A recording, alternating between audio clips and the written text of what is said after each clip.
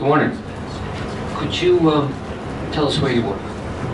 I work for Fitzgerald and Halliday Incorporated, which is an environmental planning firm based out of Hartford, Connecticut. And are you an engineer? I am not. What is your area of specialty? I am an ecologist, so my area of specialty includes the relationship of plants and animals with the environment and humans, and biodiversity, and general environmental quality. Do you have certifications in this area? I do. What are they? I have. Actually, I'm going to object. These are all direct. It's all in his direct testimony. I don't know why we need to go through all of this. Sorry. I was just laying some preliminary introductory information to put him into context, but I could skip over that if you'd like. So what? I don't believe we've done it for anybody else. We have all their CVs, we have their testimony. I mean, I'm not opposed to it, but it's just, we already have it. Well, most of the other witnesses were all engineers. He's not an engineer, but he has certifications in this area, and I thought it was important to just point out the certifications he has, and then move on. That's fine. Okay. I have I'm a certified ecologist, certified with the Ecological Society of America.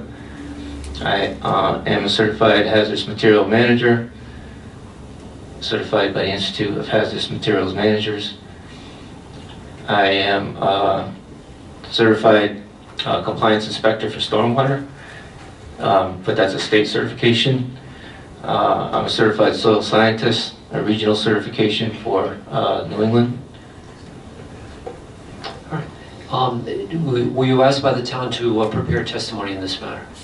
I was, yes. And has your resume been submitted as Town Exhibit 31H full? I believe so, yeah. All right. And your direct testimony was previously submitted as Borough 15 full, is that correct? I believe so. And your rebuttal testimony previously submitted as Borough 16 full, correct? I believe so. Are there any corrections that need to be made to the testimony? Yes, I have a couple.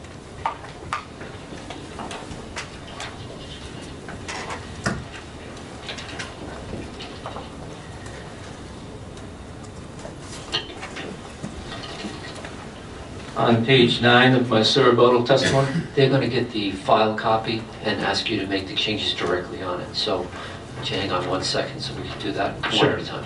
Yeah.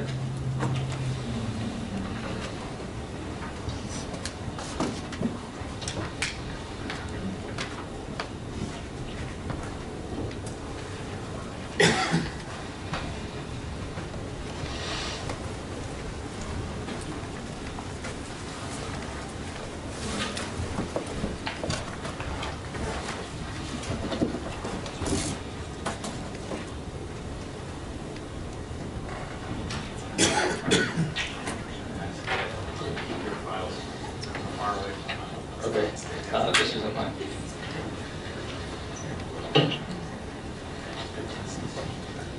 Okay. So why don't you start with the direct testimony, which is Borough 15, and read the changes you're about to make. When you make the change, make it in ink and then initial and date it, please. Okay.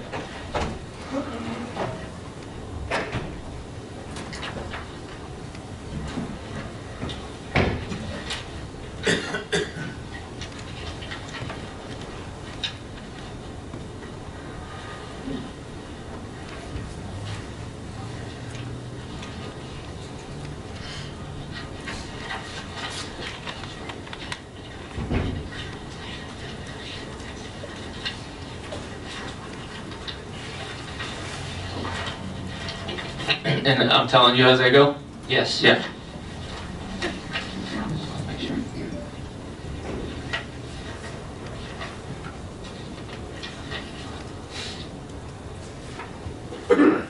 Okay, on page 8 of the cerebral testimony, where I'm talking about the inadequacy of BSS's biological inventory report, I have a line in there answering a question that says, Which line number, please? you can start at 13 there. It says, still lacking sufficient detail for certain taxa that it should read includes a number of rare native Rhode Island species I have including, so that should read includes. All right, so if you could make that change from including to includes and then initial and date it, please.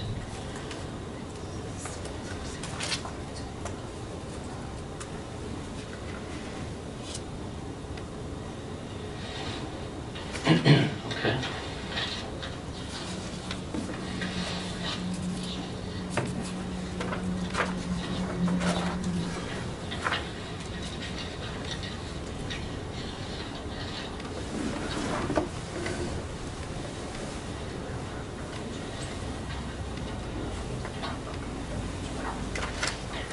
Okay, and then in Exhibit A of that surrebuttal testimony,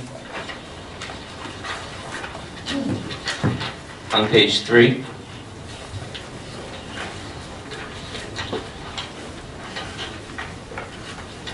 section 2.4,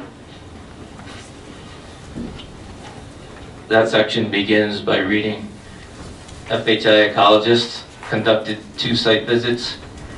That should just say, FHI ecologist Anthony Zemba, as was stated in section 2.1. Okay, so could you make that change, please, in initial and date? Sure.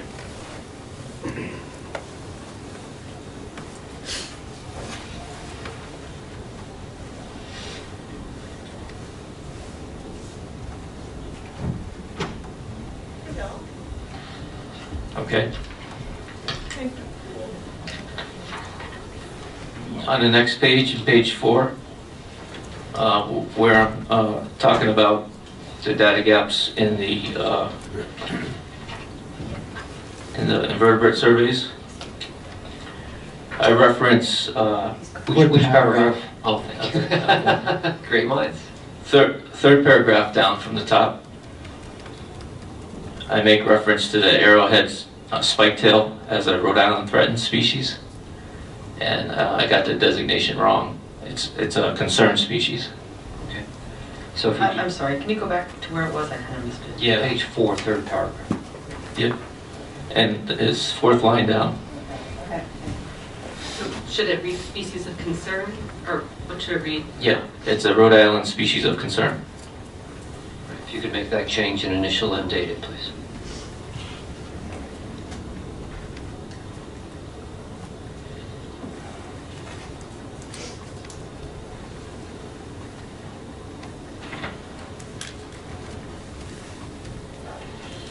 Oh, let me just go back. I forgot to initial on page 3. Okay.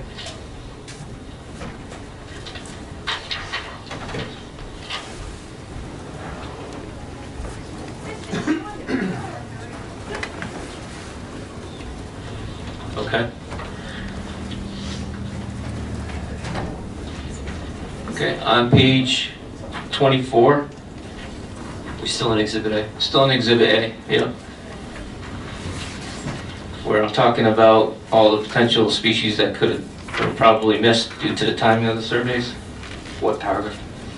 Oh, first paragraph. Okay.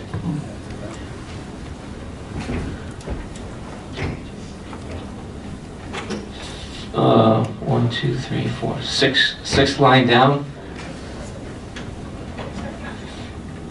where it reads ESS's Lepidopteran inventory. Lepidopteran, sorry, that's an insect order of butterflies and moths, spelled Lepidopteran. It reads ESS's Lepidopteran inventory ways, it should say was, Okay. completed by August. If you could make the change, initial and date, please. Yep.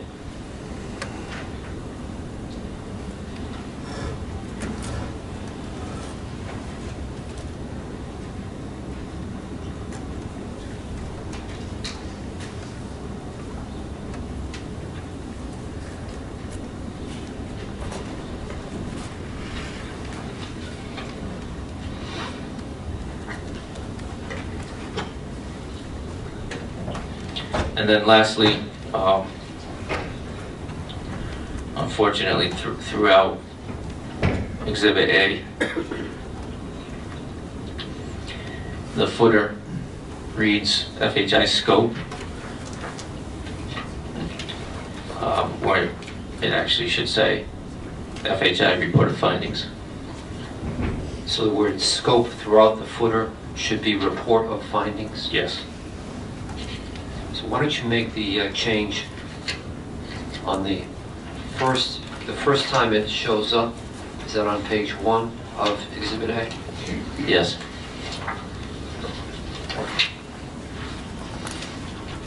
And then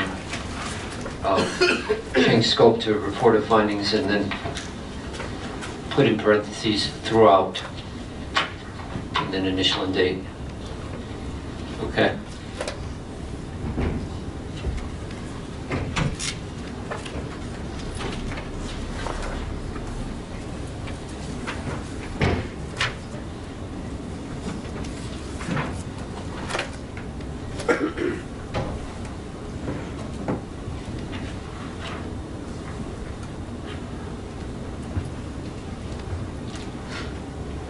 Okay. Did you have any in your direct testimony? No. So that completes your corrections. Yes. Have you had the opportunity to review the filing that Invenergy made regarding the change in the access road? Yes. Do you have any comments on Well, the biggest thing is that it doesn't necessarily reduce the magnitude and scale of the impact. There's still significant impacts by having that. It basically swaps one road for another. I understand that's still temporary for 3 years, but it leaves a lasting significant impact because it requires the destruction of forest. And I also have concerns because portions of that area were not studied in the biological survey report, as indicated by the limits of their study area and their figures. And there's 2 stream crossings instead of 1. All right, thank you very much. Turn them over for cross at this time. CLF has no questions for this witness. OER has no questions. Good morning, Mr. Zemba, how are you? Good morning, I'm fine. How are you? Just going to the corrections that you mentioned in your rebuttal testimony, Exhibit A on page 4, you made the correction for the arrowhead spiketail, where it's not a Rhode Island threatened species, but rather a species of concern. Is that correct?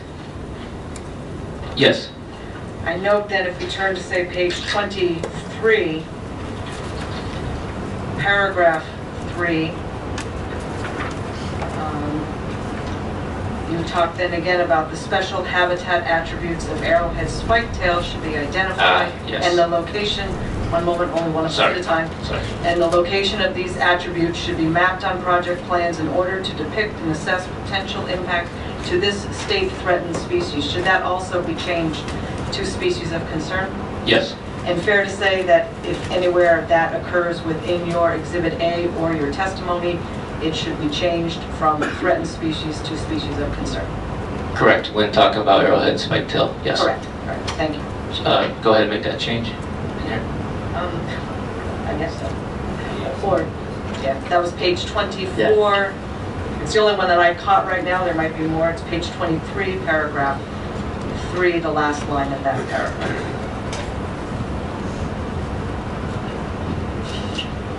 I apologize for that oversight.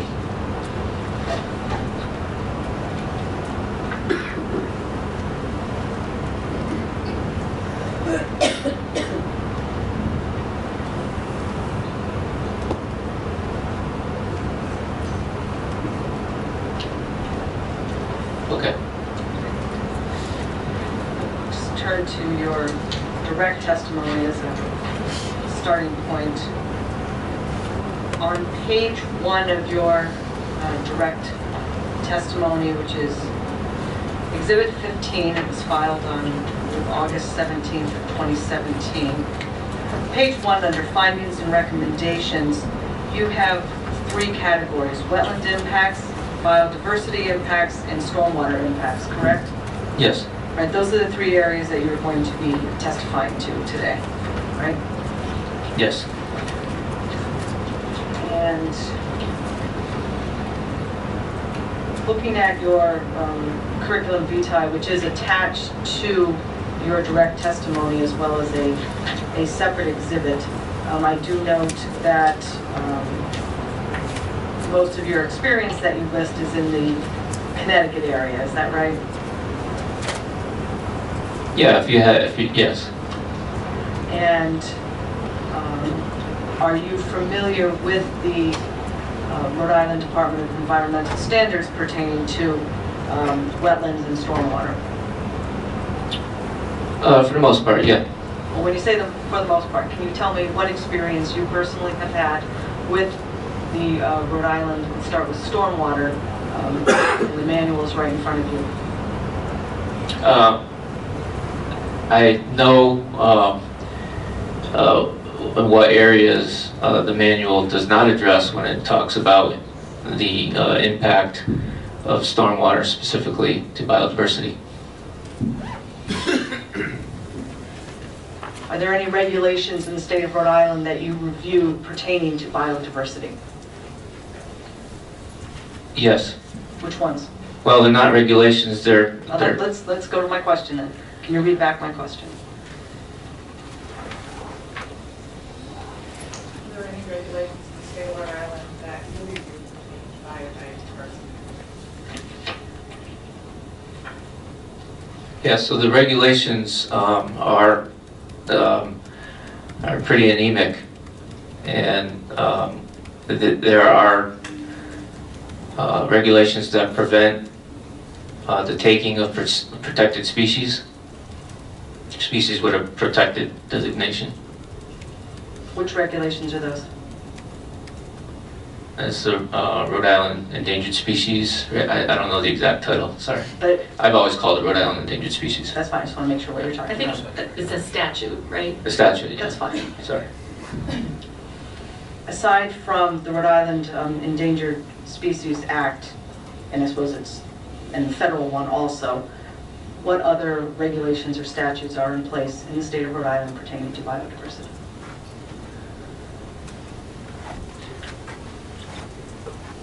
Well, there's a federal requirement to complete a wildlife action plan if the state is requesting federal funds for any type of habitat management. Okay, that's fair. Let's talk about Invenergy, which is a private company in developing this property. I'll repeat my question.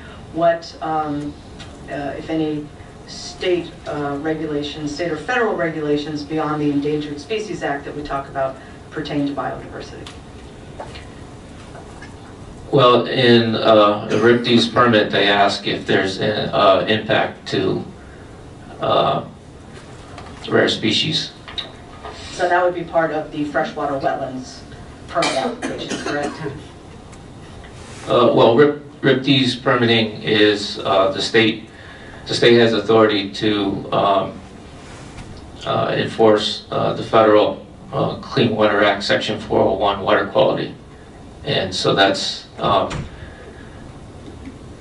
there could be any land activity that could result in an impact to water quality would need a RIPD's permit. Right, and I think we've talked about that with the witnesses this morning and yesterday. These are all under the Federal Clean Water Act, correct? Administered by the state, correct? Correct, Yeah. all right.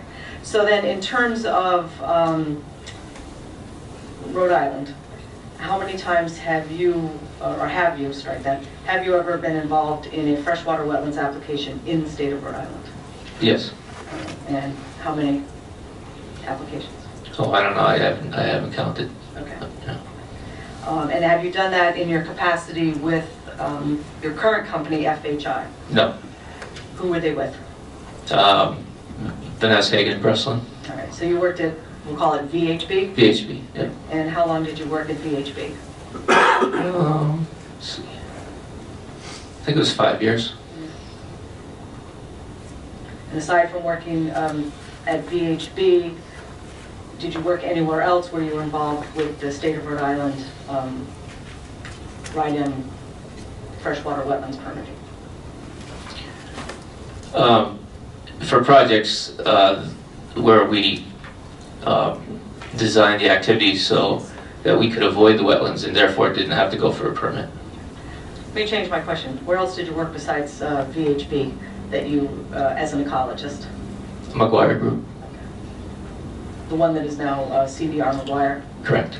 And in this instance, CDR McGuire, who was hired by the town to do peer review, then retained you at, were you at CDR McGuire when you started this project? No. All right, so you were at FHI when you started this project? Yes. Right. When did you first, when did you first begin working on this project? 2017.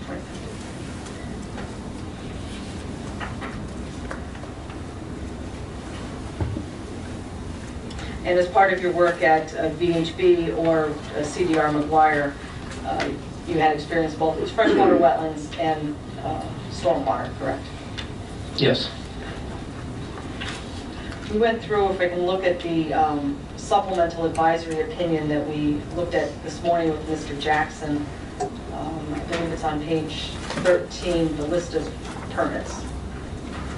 We'll wait till we get this up.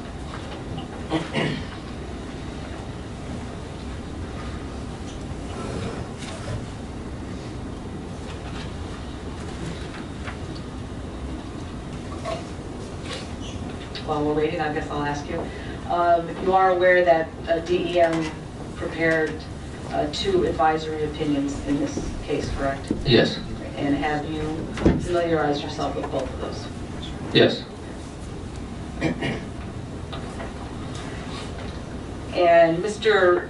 McElroy went through your qualifications or certifications at some point. There's a designation for a wetlands biology, is there not? Sorry, I'm just asking you other questions on your qualifications. Is there a certification for wetlands biologist? Oh, well, that would be included in with the certified ecologist. Okay. Is there a state license for that? No? No. And as we indicated, you're not a registered professional engineer, correct? Correct.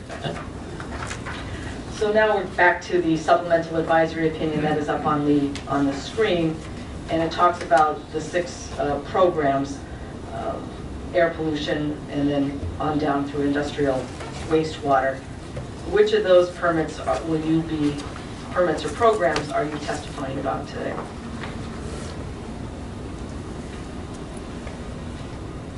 Any and all of them that may impact biodiversity. Well, let's go through them. Are you testifying about air pollution control today? If you ask me a question on how it impacts biodiversity, sure. Is it in your direct or rebuttal testimony?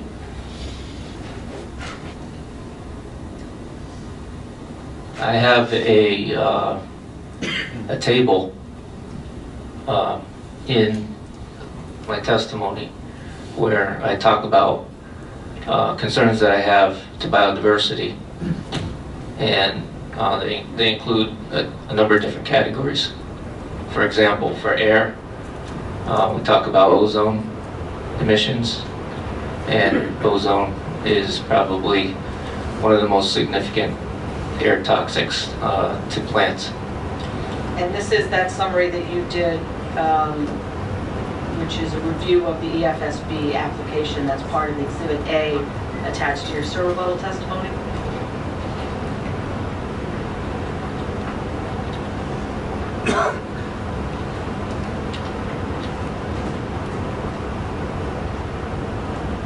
Yes.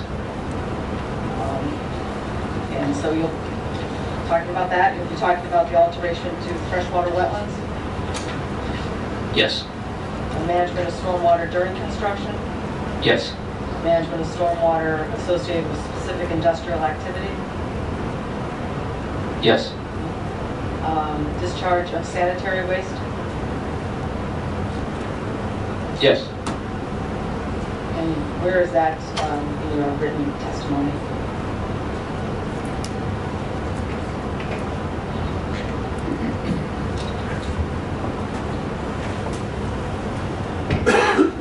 I may have not addressed that specifically. So are you, Well, if you have a question on biodiversity, sure. you were here today when Mr. Jackson testified and indicated that CDR McGuire had no comments on the proposed on-site wastewater treatment system, correct? Yes. And did CDR McGuire request that you provide any comments to them on the OWTS? I believe Mr. Jackson said he's not a biodiversity expert, so he deferred any biodiversity questions to me. But in terms of the OWTS, from his position, CDR McGuire had no comments. I believe that's correct. Yep. And then disposal of industrial wastewater, can you testify about that? Sure. As it pertains to biodiversity.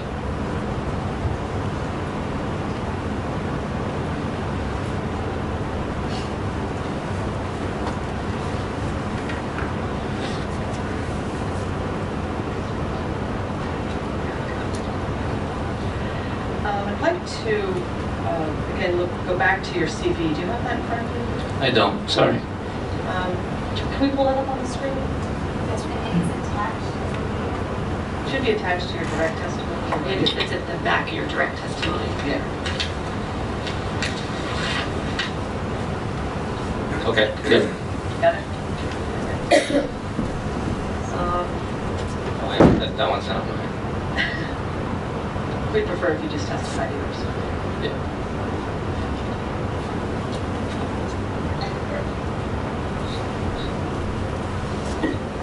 I have a whole bunch of CVs here. I believe mine should be in here, right?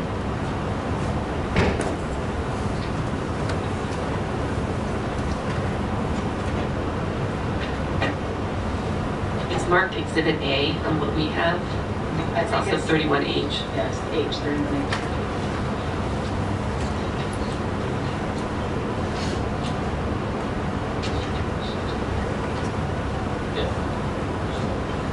I have it. Yeah, great. Yep. And it's up on the screen also. So. Okay. So in reviewing your CV, you indicate that you've had experience in Connecticut on projects both involving rail lines and highways, is that correct? That's correct. And who were you, I guess, working for when you did those? Connecticut DOT. I'm sorry, Department of Transportation. Thank you. Yep. And let's start with the first one that's on your application, or on your CV rather, the New Haven, Hartford, Springfield construction, North Haven to Hartford, Connecticut. You see that? Yes. Can you explain to me what the nature of that project was? Not your work, but what the actual project was. The actual project addressed adding a second track adjacent to the existing track from Hartford to Springfield. And how many miles was that? Oh, that's a good question. I don't know off the top of my head. 5 miles, 30 miles? Well, it'd take me about an hour to get to Springfield from New Haven, so probably 60, 70 miles, something like that. Did that project come to fruition?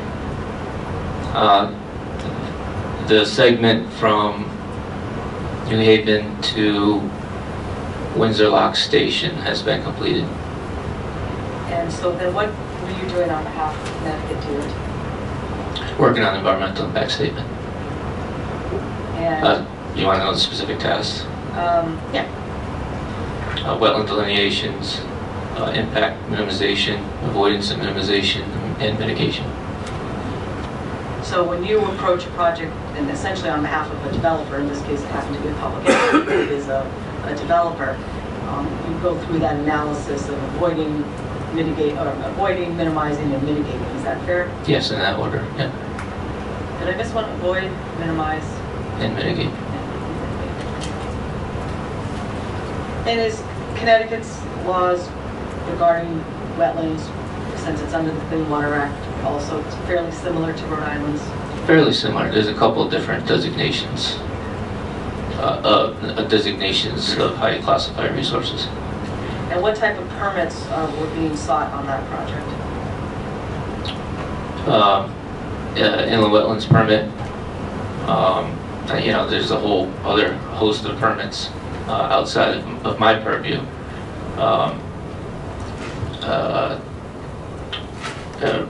Incidental take permit for rare species. So in this project, there was, you said, a taking of rare species? Yep. Okay. And were there wetlands disturbed or proposed to be disturbed as part of the project? There was, yes. Was there vegetative clearing? Yes.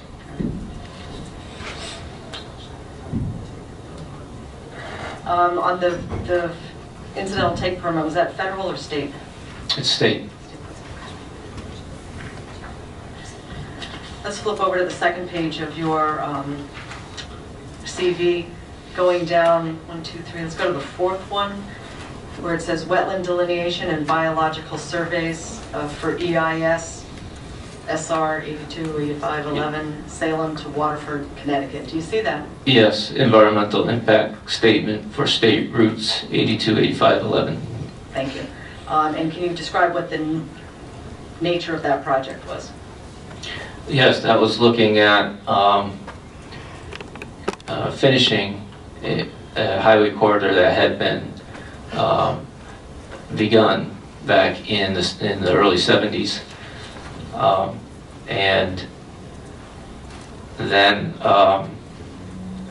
in around late 1990s, DOT decided that there was a purpose and need to complete that segment. And so that segment was an 8.5 mile section. It actually equates to 11 miles if you include the ramps at the interchanges. And what type of permits were needed for that highway corridor project? Freshwater inland wetlands permit. Yeah. Ms. Noonan, for someone who didn't want Mr. McElroy to spend much time on the resume, you're certainly spending a lot of time on it. Maybe you can get to what your point is. And federal section 401, 404 Army Corps permits. Yep. And if I didn't mention that for New Haven, Hartford, Springfield, that was required too. Sorry. And again, did you implement those same tools of avoid, minimize, and mitigate? Yes. Next area I'd like to go to is going back to page 1 of your resume. On the second, below the New Haven project we talked about, it says Connecticut Wetland in lieu fee ILF program management. Can you just briefly explain what that is? The in lieu fee program is an alternative for permittee responsible mitigation. And in other words, instead of mitigating for what, oh, did we lose Ms. Curran? That's okay, we have a quorum with two, Oh, keep okay. going. Sorry. Don't take it personally. Okay, I won't. It's alternative to permanently responsible mitigation, and so if you don't have room on site to mitigate for your wetland impacts, you have the option of purchasing impact credits, and you basically compensate for loss by a monetary payment into a fund. It's a cumulative fund that collects that money and then is made available through a grant program for wetland creation, enhancement, and restoration projects. Is it fair to say that that's part of compensatory mitigation? It's an alternative to property responsible mitigation, yes. And is it true that Rhode Island does not have such a program? Currently, no. I mean, yes, that's true. Currently, they do not have such a program. Thank you. Now, it's going to go to your direct testimony still. When you prepared your direct testimony, which was filed on August 7th, 2017, you had not yet reviewed ESS's biological inventory report because you received it either contemporaneously or very close in time, correct? Correct. And, but when you filed the rebuttal testimony, you had had an opportunity to review that ESS report, correct? Yes. And did you also review the Rydam Wetlands application, which had been filed in April of 2017? The sections that pertain to biodiversity, yes. And which sections were those? I'd have to look it up. Could you?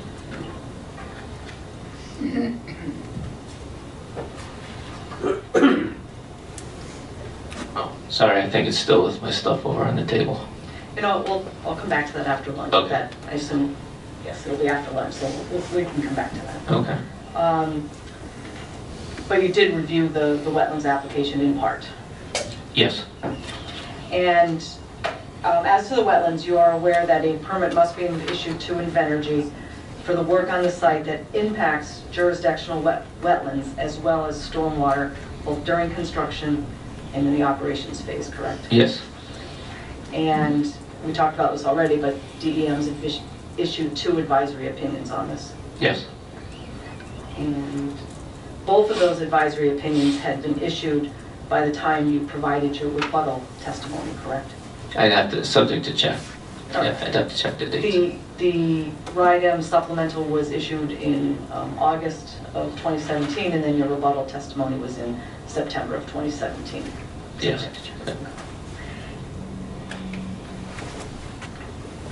Like, we've been over this before, I don't want to belabor it, but let's go to page 14 of the supplemental advisory opinion.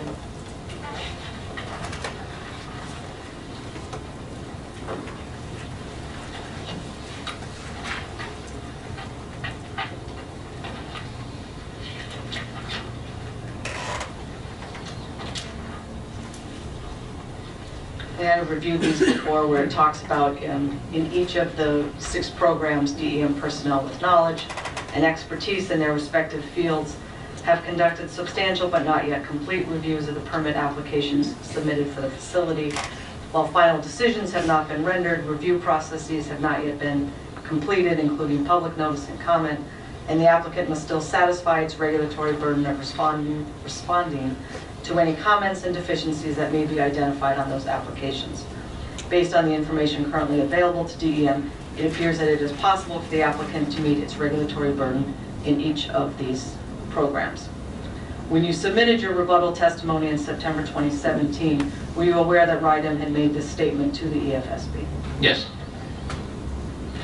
And you were here when we went through the next one, which says, should the applicant follow through and meets those burdens, it would receive permits under each of those programs for the facility. To be clear, this is in no way meant to prejudge the outcome of the ongoing permitting processes, but rather to indicate that if upon the completion of the regulatory processes, the requisite environmental permits are issued, it is a formal declaration that the proposed facility has met the standards and criteria for acceptable harm to the environment as established in state and federal laws and regulations. You saw that also? Yes. So under that, strike that. So if the permits are issued, do you have an opinion as to whether or not there would still be unacceptable harm to the environment? I do. So regardless of the DEM standards, you believe there's still unacceptable harm? Yes, because of the constraints that are imposed upon RIDEM By whom? by their own government. So a failure to implement regulations to be more restrictive in the areas of biodiversity, is that fair? Yeah, I mean, they can only comment on the wetland issues. And so the whole upland biodiversity adverse impact is left unassessed. Are you aware of other jurisdictions which have chosen to regulate the upland areas? Yeah, other states have things like that, yeah. But in this case, we don't have such regulation in what we're calling the upland area, correct? Unfortunately, yeah. You before said you thought our laws and regulations were anemic. So I think you're speaking to that now. Can you expound a bit? Yeah, for instance, in Connecticut, if there's going to be an impact to a listed species, and by listed I mean one that fits the definition of state threatened, state endangered, if there's going to be impact to that, you have to do an incidental take permit. And so the impact is evaluated through that process. And so apparently Rhode Island doesn't have that. And so that's a glaring, gaping hole when trying to determine in trying to protect endangered species, endangered and threatened and special concern species. There still is, however, the state and federal Endangered Species Act, correct? Well, like I just said, the state law really just protects species with the P designation, the protected designation. And yes, there is the federal law, but that only applies to federally designated species. So in your view, there's a gap then between in terms of biodiversity, a gap between the federal and state regulations and then the area that where RIDEM picks up its wetlands jurisdiction. A gap? A gap in regulation. There is no regulation for threatened and endangered species in Rhode Island. There is for species with the P designation, protected species. The gap I was talking about, you said there was a gaping hole, and where is that gaping hole? Yeah, there's basically no provision for protecting threatened and endangered species. Unless they're in a wetland, I guess. Yeah. And when you say that, just to clarify what you did, you mean state? State designated, yes.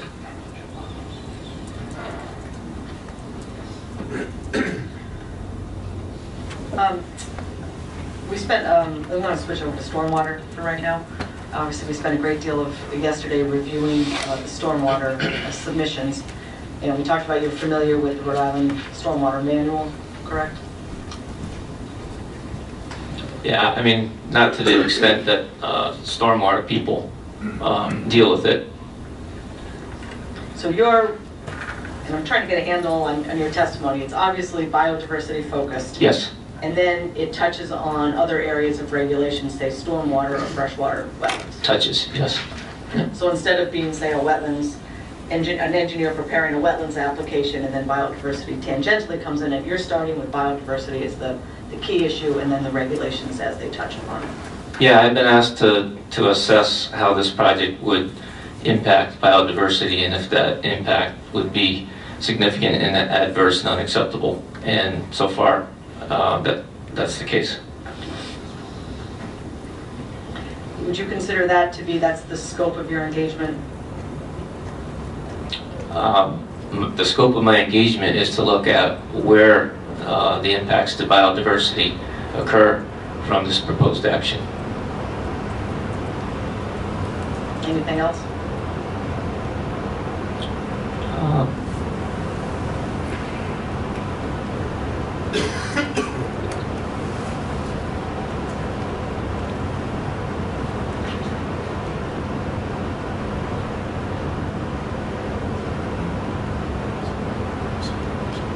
I mean, biodiversity is the focus, so if there's something, I don't know what you mean by anything else, but if there's something that's tangential back to biodiversity, that's what I'm prepared to comment on.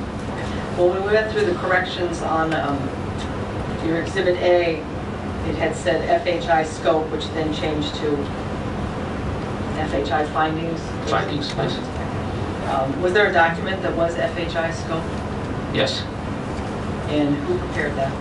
I did. And who approved it? Well, the client actually. That would be the town approval? Yeah. Well, no.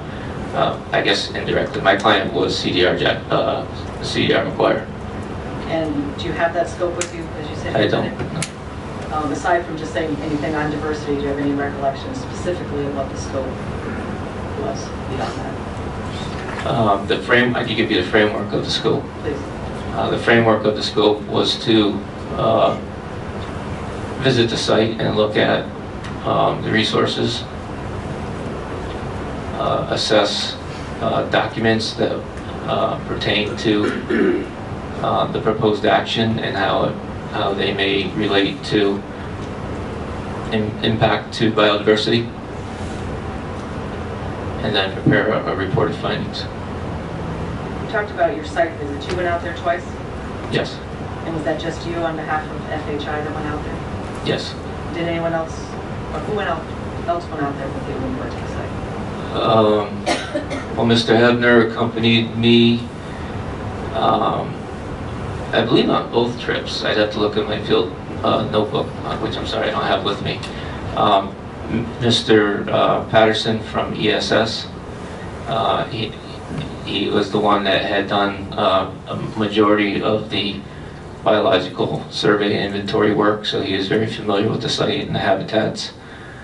I believe somebody from, I believe it's Mr. Feinblatt was with us. From ESS? Yes.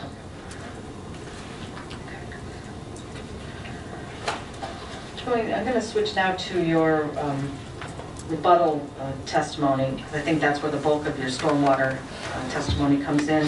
I'm going to start at page 17. I'm sorry, you said survey rebuttal? Yes, page 17. Okay. And it asks, have you, starting at line 1, have you reviewed other documents since your original testimony that have bearing on your survey rebuttal herein? If so, which documents have you reviewed? And you answer, yes, I have reviewed portions of the stormwater management plan for the Clear River Energy Center, correct? Yes. Have you reviewed, in relation to stormwater, anything else beyond that?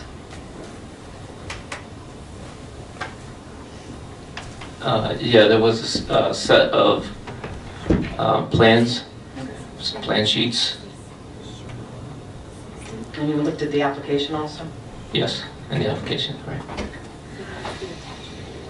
Going down to line 14 is a fairly lengthy question, but essentially what you end up doing on the next couple of pages is you talk about like 5 different areas of concern about the stormwater. Is that fair?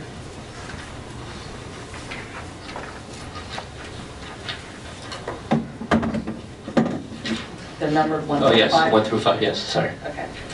So let's start with number 1 at the bottom of page 17. You're talking about what's called special aquatic site number 1 and number 2, correct? Yes. All right, now we've established that SAS 1 is within the power block and will obviously be impacted, or however you choose to. Completely obliterated. That's another way of saying it, but it's in the power block and that's done. Yes. SAS 2, though, are you aware that currently now that is not going to be impacted as part of the construction? The plan set that I've been looking at shows that it is not directly impacted, but there's a limit of disturbance that completely encircles it. And that limit of disturbance means that the forested cover all around that habitat will be destroyed. Well, let's go and talk about the Exhibit 196, which is our proposal to abandon use of Woods Road, the cart path, and Okay. use Algonquin Lane and the temporary access. Okay? Okay. You started your testimony off this morning in response to Mr. McElroy's questions about it, that it doesn't necessarily reduce the magnitude or scale. Is that what you said? Of overall adverse impact. Correct. So do you see any benefit, from your view, of not using the Woods Road path? I don't see any benefit of doing either. You know, we had originally asked that they use the existing Algonquin Drive. So the fact that the Woods Road has culverts, has large retaining walls, to you, there's no benefit to this project by not using that and using the temporary access and then the Algonquin Lane?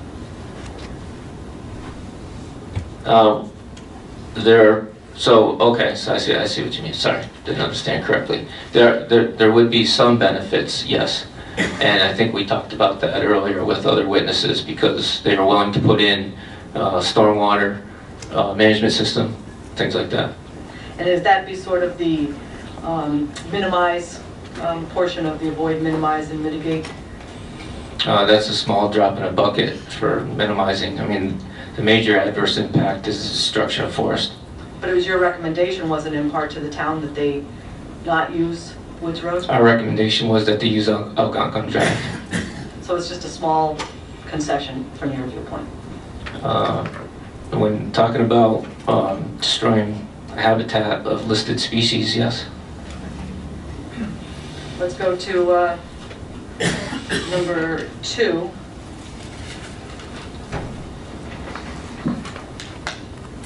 Let's go back to what we talked about a lot yesterday. Exhibit 10 is an Invenergy document. It's over 600 pages, and yesterday, you were sitting next to me here, there's a January 28, 2016 letter from DEM, specifically Nancy Freeman. We're on page 2, the bottom of the second to last paragraph says, please note that an ASSF, not depicted, flows down the woods path into wetland 2 near flag-274. Why do you think that was so important to highlight multiple times yesterday? Because it's an example of how there may be additional resources out there that were not delineated and depicted on plan sets. When you got the freshwater wetlands application that was filed in early 2017, did you look to see if the ASSF was reflected on that plan? Yeah, the plan sets I have, well, the plan sets I have didn't show any of the wetland flag delineations, so I don't know if it was ever shown on the plan set or not. So when you said you looked at the freshwater wetlands permit application, you're telling me that you didn't look at any plans that had wetlands flags? The plan set that was in the appendix are dated March 2017. Where did you get those documents from? It was in the appendix on the website. Did you ever ask to see the plans that had the wetland flagging on them? Nope, not specifically. So at this point, as you sit here today, you have not reviewed any of the plans that have the wetland flagging on them? Nope. Yep.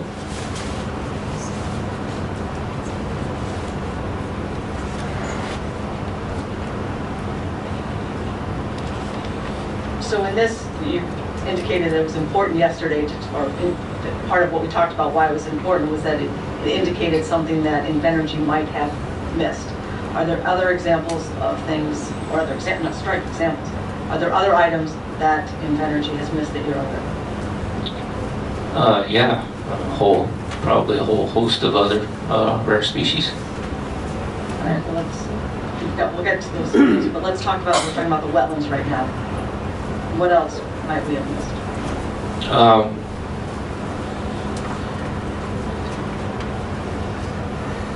There could be additional ASSF and other types of wetland resources as indicated in that letter. But you don't know that because you never looked at or requested for any of the plans that had the wetland flagging on it, right? Well, the study area seems to keep changing depending on who you're talking to. Well, the study area's always been 67 acres, and you're telling me that your opinion today... Well, now... Well, let me finish my sorry. question. Yeah. Your opinion is set forth in your documents and in your testimony today. You never reviewed any plans with wetland flagging on them. Correct. I've seen them, but I haven't done a critical review.